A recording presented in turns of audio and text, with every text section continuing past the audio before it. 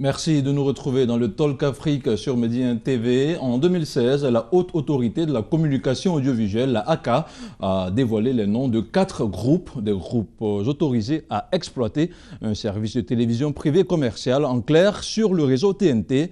Après un appel d'offres, près de 2 ans après, zéro signal, du moins pour l'instant.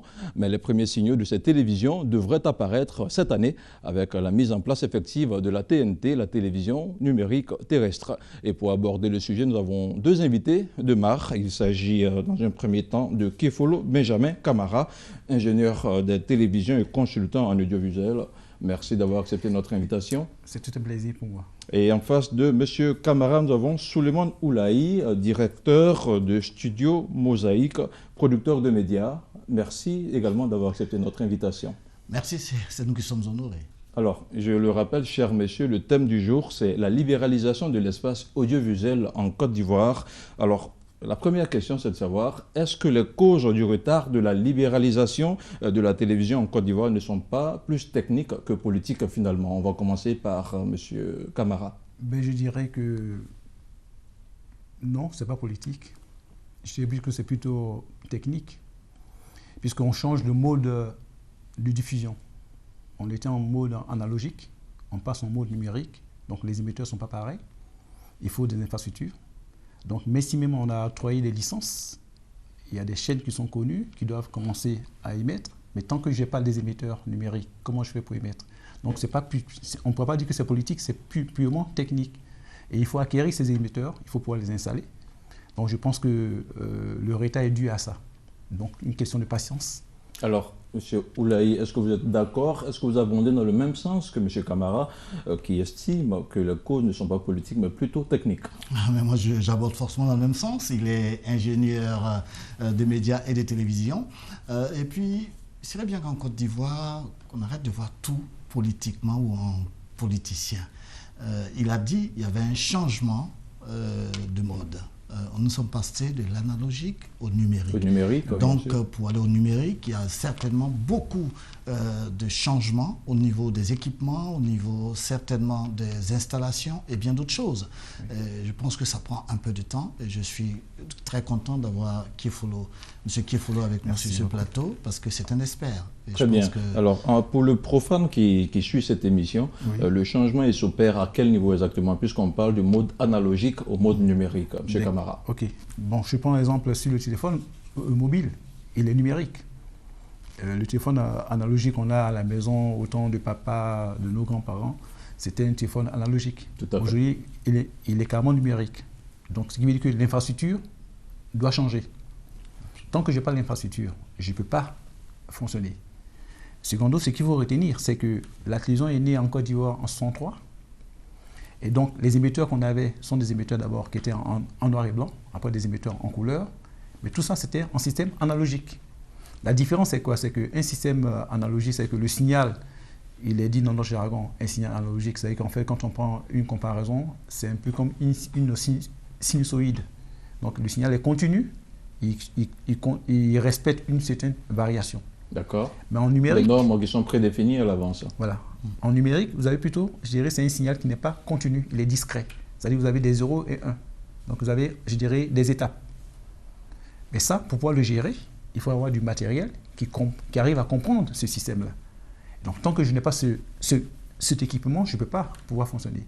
D'accord. Voilà. Alors, nous allons partir dans les rues d'Abidjan, écouter l'Ivoirien lambda qui se prononce sur la libéralisation de l'espace audiovisuel en Côte d'Ivoire. C'est un micro-trottoir réalisé par Mel Berchel Kofi et Romuald Dago. Suivez plutôt. Il faut dire que la libéralisation de l'audiovisuel en Côte d'Ivoire, moi je pense que c'est quelque chose déjà qui a un aspect positif et en même temps un aspect aussi négatif. Il faut que ça se diversifie parce que quand on attend toujours la même chose, c'est monotone. Ça va permettre aussi aux jeunes d'avoir de l'emploi et ça va nous permettre aussi d'avoir certaines informations que nous n'arrivons pas à avoir sur nous-mêmes notre propre chaîne. Ça va permettre un plus grand champ de vue au niveau des informations. On va avoir plus la capacité d'avoir des informations sur des choses minimes qu'on ne met pas forcément sur les chaînes nationales. Et puis aussi les jeunes pourront s'exprimer aussi plus avec plus de liberté, ce qu'on n'a pas forcément sur les chaînes nationales. On peut avoir beaucoup de chaînes. Si c'est pour s'exprimer, pour dire de bonnes choses, là c'est bon. Mais si c'est pour aller peut-être dire autre chose sur quelqu'un, là, je pense que c'est pas la peine. Il faut être contre dans la mesure où les gens, les Ivoiriens même, utilisent ces chaînes-là pour, comment dire, comme ils le font avec les réseaux sociaux, pour tenir les langages insultants, les langages énigmatiques. Par exemple, des chaînes où peut-être tu vas partir voir peut-être c'est la perversité, des choses comme ça, ou encore des chaînes qui vont inciter à la haine, à la haine, tout ça, ça existe.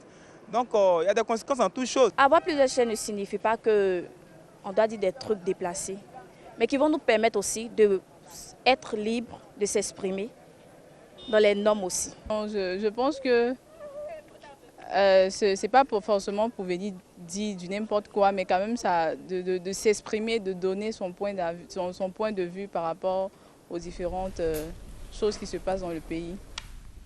Voilà, on vient d'écouter diverses réactions dans les rues d'Abidjan. On va commencer par M. Oulahi. Réaction après avoir suivi ce micro-trottoir. Ben, c'est édifiant. C'est ici la preuve que nous produisons du contenu pour une cible, qui est la population, qu'il soit téléspectateur ou auditeur. Et donc il faut écouter les gens, il faut leur donner la parole.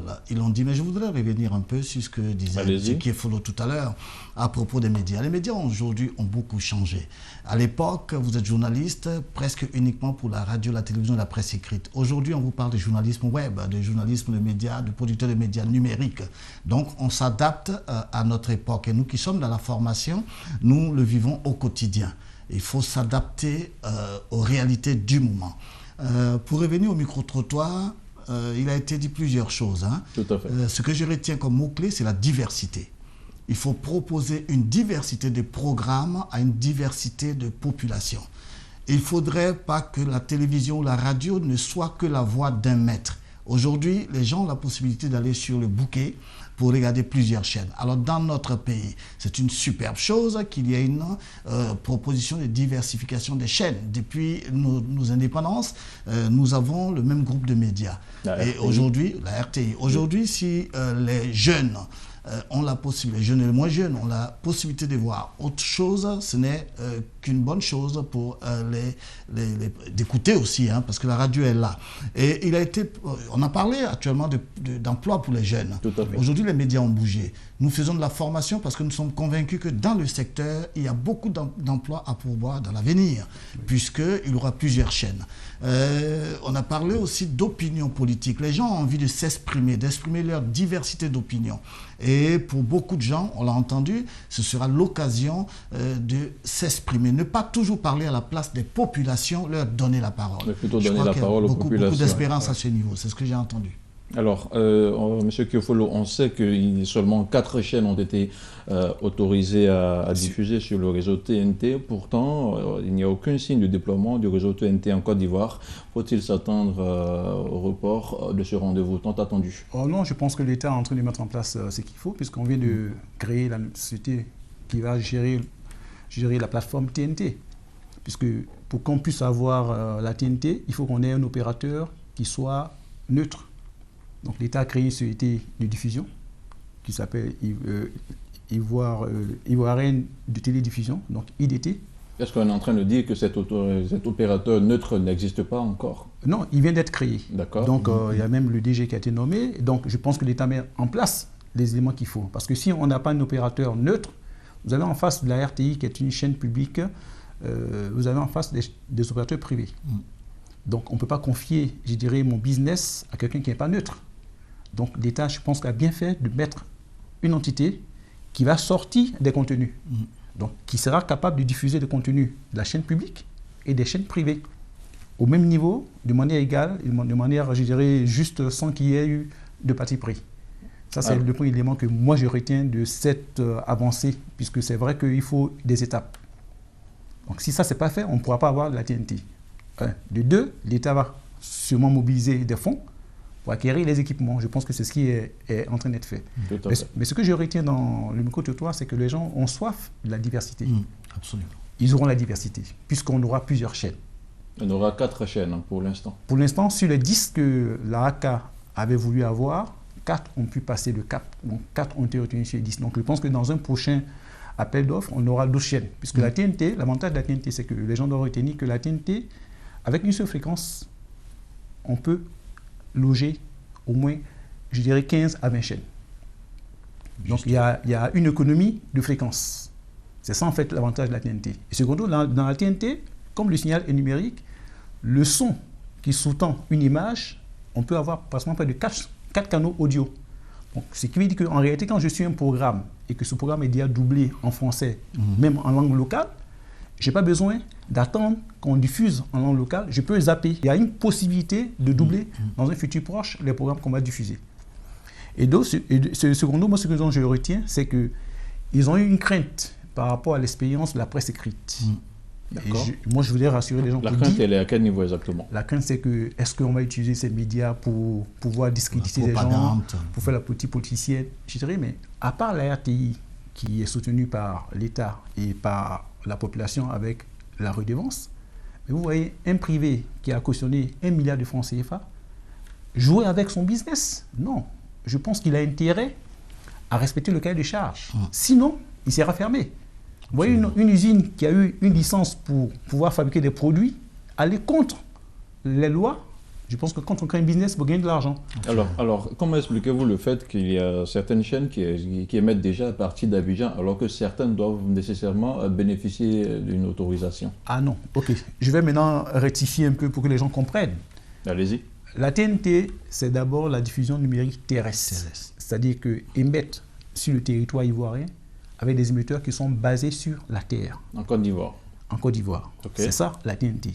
Mais la technologie évoluant, c'est vrai que la Côte d'Ivoire a mis du temps pour libéraliser, surtout la télévision, sinon la radio est déjà libéralisée. Donc, je dirais le bon terme, ce n'est pas la libération de l'audiovisuel, c'est la libération télévisuelle, puisque c'est la télé qui n'est pas encore libéralisée. Parce que la radio, elle est déjà libérée. Depuis longtemps, depuis 1991, il y a plusieurs chaînes de radio, etc. Voilà. Je dirais que c'est la télé. Mais l'élément qu'on doit retenir, c'est que la technologie évoluant, aujourd'hui, on peut faire de la télévision par satellite, par émetteur terrestre numérique, par le web. Vous avez YouTube, on a des canaux. Donc, je dirais que la technologie évoluant, le mode de diffusion diffère. La ACA a autorisé des chaînes privées à émettre en TNT. Ça ne veut pas dire que les chaînes qui émettent par satellite ne sont pas autorisées. Donc, il y a un mode aussi pour avoir une autorisation. Mais ce n'est pas, je dirais, le même champ d'action. Parce que quand vous émettez de manière terrestre, vous couvrez d'abord le territoire ivoirien. Or, quand vous émettez par satellite, vous couvrez un continent, bien une sous-région. Donc, je dirais que ça dépend de l'objectif que chacun se donne dans une chaîne. Vous avez des chaînes panafricaines comme TV5, comme Africa 24, etc. Donc, je dirais en gros, il y a ces différents éléments. Donc, on ne peut pas dire que ces chaînes qui émettent par satellite ne sont pas autorisées, mais sont des chaînes illégales. Non, je pense qu'il y a une voie d'autorisation. Parce que quand on prend même la loi autorise que des chaînes par satellite se créent. D'accord. Alors, M. Souleymane Oulaye, la ACA a autorisé récemment, a organisé récemment un atelier de réflexion avec les 4 chaînes qui ont été désignées, qui ont été autorisées à émettre. Quelle est la viabilité de ces nouvelles chaînes, selon vous? D'abord, pour revenir sur ce qu'il disait tout à l'heure, vous êtes un exemple, hein, Mehdi 1, n'est-ce pas? Vous émettez sur le bouquet, vous êtes par satellite et vous touchez le territoire ivoirien. Vous avez dit là? La ACA qui a organisé récemment un atelier de réflexion avec les 4 chaînes de télévision autorisées à émettre. Quelle est la viabilité de ces chaînes qui sont à la base commerciale? Oui, la viabilité, il faut dire que je n'ai pas une analyse pointue marketing du marché des médias. Mais je crois que la Côte d'Ivoire est un marché potentiel assez important en Afrique, hein, dans plusieurs secteurs d'activité. Je crois qu'il y a une viabilité. Tout à l'heure, je parlerai un peu de la radio, mais nous avons un marché. Mais une chaîne de télévision, c'est quoi? La population, dit tout à l'heure, ce n'est pas la quantité des chaînes qui compte, C'est le contenu qui sera financé par des annonceurs, par des sponsors, par des publicités que l'on va demander. Justement, quand on voit la somme déboursée, 1 milliard de francs CFA pour pouvoir... On peut rattraper. La télévision est un gros business, mais il aura un problème de contenu. Il faudrait que ce soit des contenus qui soient suivis. Il faudrait qu'il y ait une audience. Votre programme pourra sponsoriser, pourra engranger beaucoup de publicités s'il y a des millions de personnes qui regardent votre programme et vice-versa. Donc je crois que la qualité des contenus, répondre à la demande des auditeurs ou des téléspectateurs seront une base essentielle pour engranger de l'argent. Ensuite, il y a d'autres moyens. Je suis sûr que les chaînes qui ont été créées vont avoir le penchant numérique sur le web. Donc là aussi, on parlera de la monétisation. Je crois que tout passera également par la formation de ceux qui animent ces chaînes. Parce qu'aujourd'hui, les Ivoiriens ou les Africains ne sont pas dupes. On a la chance, on peut voir beaucoup de chaînes étrangères. Ça veut dire qu'on peut juger de la qualité du programme, on peut juger de la qualité du journaliste et de l'animateur. Je crois que ceux qui ont mis 1 milliard, comme vous avez dit, dans la télévision, qui est un business, ont certainement réfléchi, ont fait des plans médias, des business plans assez efficaces. Sinon, comme toute entreprise, ces chaînes de télévision vont disparaître. Vous savez, au début, il y avait plus de chaînes de radio que ça en Côte d'Ivoire. On parlait de proximité tout à l'heure. Mais il y a beaucoup de radios qui ont disparu. Il y a des radios qui n'ont pas assez d'audience. Qui n'ont pas tenu la concurrence. Oui, justement. Je crois que là, il faut dire que c'est la qualité de la prestation, la qualité des propositions, qui fera la différence. Qui va faire la différence. Et c'est très important de le dire. Moi, je vais rebondir. Je voulais parler du milliard. Le milliard, peut-être, bien sûr, 1 milliard de francs CFA pour pouvoir obtenir l'autorisation d'émettre. En réalité, il faut comprendre que l'État de Côte d'Ivoire a fait un choix. Et que quand on libéralise, il y a plusieurs systèmes. On peut libéraliser en permettant à tout le monde d'avoir une chaîne de télé. C'est ça. Mais un peu comme en République démocratique du Congo, où à Kinshasa, on a au moins une quarantaine de chaînes. Là, on se trouve sur le problème du pactole publicitaire. Donc l'État s'est dit, si nous voulons libéraliser à 100%, on va tuer en réalité la libération. Donc l'État a choisi le mode sélectif. Le mot sélectif veut dire quelque part, on va prendre des personnes qui, à un moment donné, vont avoir la capacité de s'engager à faire du business en matière de télé. Donc le milliard, c'est pour sélectionner. D'accord. Mais ça ne veut pas dire qu'on va tuer, je dirais... la poule aux œufs d'or. Voilà. En réalité, l'État veut avoir des acteurs capables. Mais comme... Capables et fiables. Oui, non, fiable, on verra après. Mais au départ, d'abord, capable. Secondo, comme il a dit, il faut former, il faut comprendre ce que vous voulez faire. Mais secondo, comme la TNT, c'est au moins près de 20 chaînes sur une fréquence.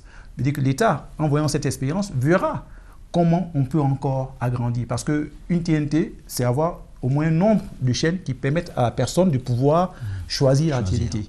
Parce que si je n'ai que 2 chaînes, mais 3 chaînes en TNT, ça ne vaut rien. D'accord. Voilà. Alors, ce retard de libéralisation n'est-il pas un handicap vis-à-vis des autres pays de la sous-région? Au Mali, on a une vingtaine de chaînes. Au Ghana, on n'en parle pas. Au Burkina, au Togo, au Bénin. Est-ce que ce n'est pas un retard?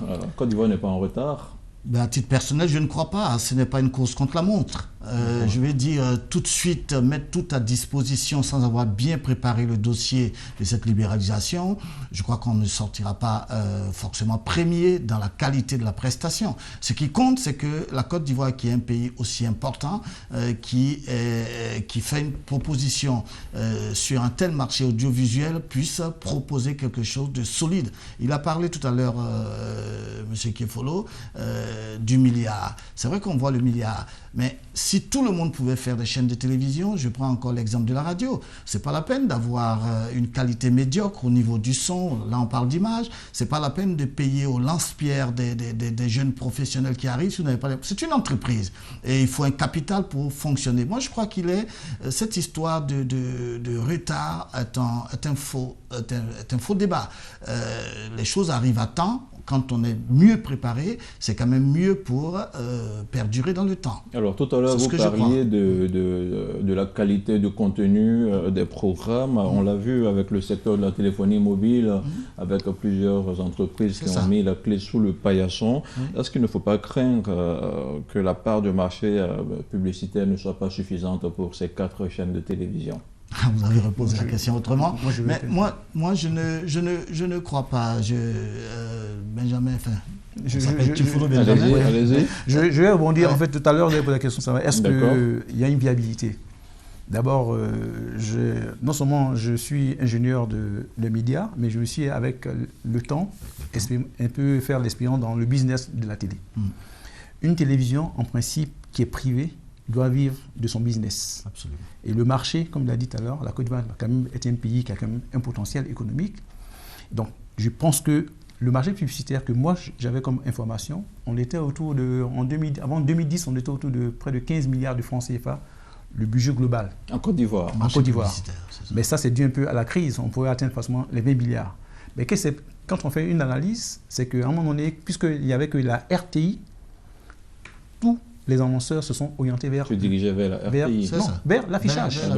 Oui, parce que le pendant de la publicité, c'est que quand il y a une diversité, votre publicité a plus d'impact. Absolument. Puisque tout le monde ne peut pas être à 100% sur une seule chaîne. Vous voyez ce que je veux dire? Donc en gros, les gens trouvent d'autres canaux de diffusion, d'autres supports de communication. Donc ce qui veut dire qu'en réalité, maintenant qu'on aura 4 chaînes plus la RTI, le regain de la télévision va prendre sa place. Absolument. Parce que dans tous les pays où on a libéralisé, le pactole publicitaire, les 2/3 reviennent aux médias de télévision.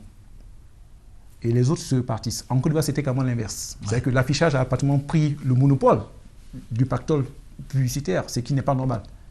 Donc aujourd'hui, je pense que le fait qu'on ouvre, ça va permettre de pouvoir booster. Maintenant, je prends un exemple, c'est que vous n'avez pas une chaîne de télé qui va avoir 100% d'audience. Donc l'audience est répartie entre plusieurs chaînes. Pour que je puisse captiver ma cible, je vais faire la publicité sur 1, sur 2, sur 3, sur 4, sur 5, 6. Pour que je puisse gagner plus de clients par rapport à mes produits et services. Donc forcément, mon budget publicitaire va augmenter. Donc si on prend une bonne analyse, si on était à 15 milliards avant 2010, veut dire qu'en principe, on peut atteindre les 20 à 30 milliards en matière de budget publicitaire. En 2020. Donc, ce qui veut dire qu'en réalité, les chaînes privées ont un potentiel. Maintenant, c'est à eux, comme il a dit, en matière de contenu. Parce que ce qu'il faut retenir, c'est qu'on est déjà envahi par des chaînes privées sur le satellite, sur les bouquets. La proximité va faire que ces chaînes privées vont gagner en part de marché. Si vous passez des contenus qui n'intéressent personne, les gens disent ils veulent voir autre chose. Ils veulent voir. Ben, ce qui les concerne en télévision, c'est ça qui fait la force. Ils veulent voir, en fait. Voilà, c'est qu'ils veulent voir. Si vous n'avez pas donné ça, ils vont aller ailleurs. Donc, les chaînes ont intérêt à bien prospecter, à savoir ce que veulent les Ivoiriens et à satisfaire les Ivoiriens. Ils vont gagner en part de marché. Allez-y. Oui, ben là, c'est très bien dit. On parle de concept. Pour produire un programme, il faut déjà le concevoir. Quand on regarde les télévisions, souvent chez nous, on voit les mêmes programmes qui sont là depuis, je rends hommage à George Benson, à Fulgence Cassie, mais la majorité de leurs programmes sont encore là. Ça ne fait que changer de nom. Ça fatigue le téléspectateur, l'auditeur. Okay? Aujourd'hui, il faut concevoir. Est-ce que les producteurs actuels manquent de créativité? Moi, quand je regarde la télévision, c'est ce que je me dis. Il y a combien de jeux, si on veut prendre l'aspect ludique, il y a combien de jeux à la télévision? N'est-ce pas? Je ne vais pas rentrer dans ce détail. Ce que je vais dire, on parlait de business. Aujourd'hui, si vous voyez à l'international, on regarde les chaînes françaises notamment, vous avez des producteurs qui sont hyper riches, qui ont de grosses boîtes de production. Je peux citer Nagui, je peux en citer plusieurs, Thierry Ardisson, tout ça. Donc il y aura des producteurs de contenu qui vont proposer des programmes. Et ceci sera sélectif comme le mercato dans le football. C'est-à-dire chaque année, il y a des programmes, il y a des propositions. Et comme il a dit, les auditeurs ou les téléspectateurs vont faire des choix. Et c'est à partir de là, parce qu'il y aura aussi une mesure d'audience, une vraie, locale. Oui. Si moi je veux faire ma pub parce que je veux vendre un savon à la ménagère, qui a une émission que regardent en majorité les ménagères, je vais me diriger vers ce programme. Vers la télévision, certes, mais vers ce programme. Donc il y aura une saine concurrence qui va faire que les chaînes vont faire des efforts. Quand il n'y a pas de concurrence, eh bien on n'a pas le choix. Donc tout le monde va sur les mêmes médias. Aujourd'hui, certains l'ont dit, je n'ai pas les chiffres, mais avec les propositions sur le bouquet, la RTA était obligée de s'adapter. Sinon, l'audience réelle, si on la mesure, ça va être très très compliqué. Alors, et elle va s'adapter davantage, j'en suis convaincu. Alors, dernière question, en plus des opérateurs qui sont connus, qui sont sur la place, notamment Canal Horizon, de nouveaux opérateurs de diffusion ont vu le jour. Je vais citer StarTime et d'autres. Ils sont désormais autorisés à émettre en Côte d'Ivoire. Le public public ivoirien est-il en droit de s'attendre à une meilleure offre? On va terminer avec cette question. Je dirais plutôt, ne sont pas autorisés à émettre, sont autorisés à prospecter. Bien sûr. Puisqu'aujourd'hui, la technologie permet de pouvoir émettre sans forcément être dans le pays, mais autorisé à prospecter pour avoir un peu la publicité, bien avoir des parts de marché. Mais je dirais que oui, on va s'attendre encore. Très rapidement, on est pratiquement Oui, d'accord. Oui, on va s'attendre. C'est qu'est-ce que la technologie va faire qu'on va s'attendre à d'autres systèmes de diffusion de bouquets. Par exemple, je prends le cas de Netflix.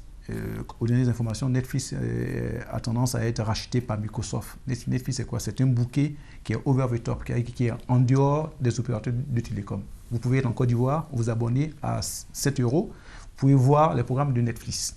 Ce qui veut dire qu'on doit cette tendance aussi.